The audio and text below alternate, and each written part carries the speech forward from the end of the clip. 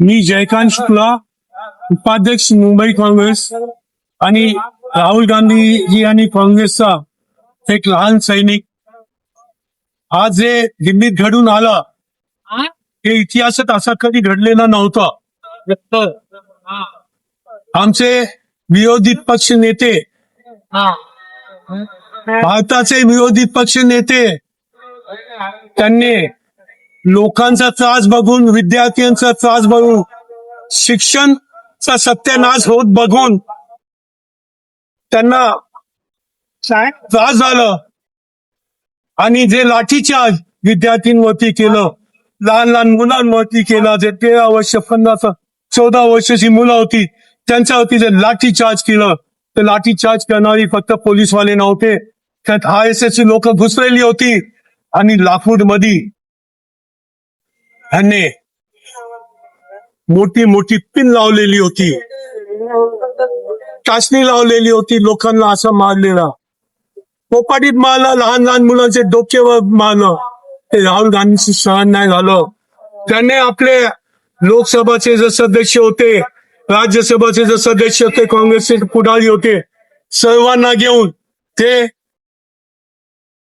नरेंद्र मोदींचा घेराव करण्यासाठी निघून गेले आणि नरेंद्र मोदीचा घराचा घेराव केला आणि म्हटलं, तुम्ही जे सत्यानाश केलाय, जे तुम्ही काम खराब केलेलं आहे, याच्यावर तुम्हाला उत्तर द्यावं लागेल आणि कोणीतरी जबाबदारी घेतली पाहिजे. नीटचे पेपर लीक, विद्यार्थ्यांना किती पेपर लीक झाले, शेवटी त्यांना जेव्हा अटक केला, हे जे लोक बघतायत, तुम्ही गर्दी बघतायत, ही स्वतःहून आलेली गर्दी आहे. मला लगेच फोन केलेला, मला जायचं होतं गव्हर्नर हाऊस. लोकांनी बोललं नाही, आपण लोकांमध्ये गेलं पाहिजे, लोकांना समजलं पाहिजे का देशातले घडतंय ते घडलं नाही पाहिजे. राहुल गांधींना लगेच सोडलं पाहिजे, नाही तर आम्ही पोलीस स्टेशनला घेराव करूया. पण राहुल गांधीला जोपर्यंत सुटका देत नाही तोपर्यंत पोलीस स्टेशनचा घेराव करूया, हे लोकांनी आग्रह केलं.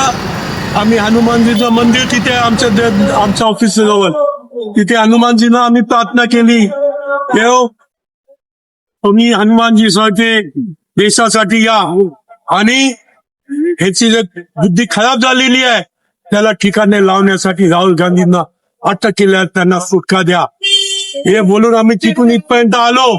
येता येता रस्त्यात आम्हाला समजलं, पोलीसवाले बोलले, तुम्ही कशाला आम्हाला घेराव करताय, राहुल गांधीला सुटका केलेला आहे. मी बोललो, तुमचा घेराव नाही, महाराष्ट्र पोलिसांचा आम्हाला अभिमान आहे.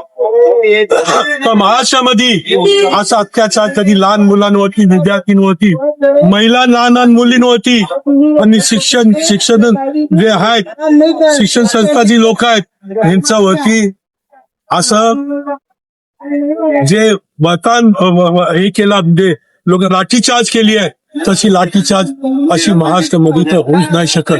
कारण इथे स्वाभिमान, अभिमान आणि एक माणुसकी जिवंत आहे. तिथे दिल्लीचे जे नेते आहेत, त्यांचे जो होम मिनिस्टर अमित शाह, त्यांचं काही शर्म नाही. त्याने राहुल गांधी जसं माणसाला अटक करायला लावलं, नरेंद्र मोदीने राहुल गांधी सारखे माणसाला अटक करायला लावला, त्यांच्या नाकातून रक्त येत होता. असे लोकांना जर तुम्ही असं केलं, आम्ही इथे सुद्धा रक्त आपलं काढलं असतं जर त्याने सोडलं नसतं. आज लोकांना आज समजून आलं पाहिजे की हद्द झाली आहे.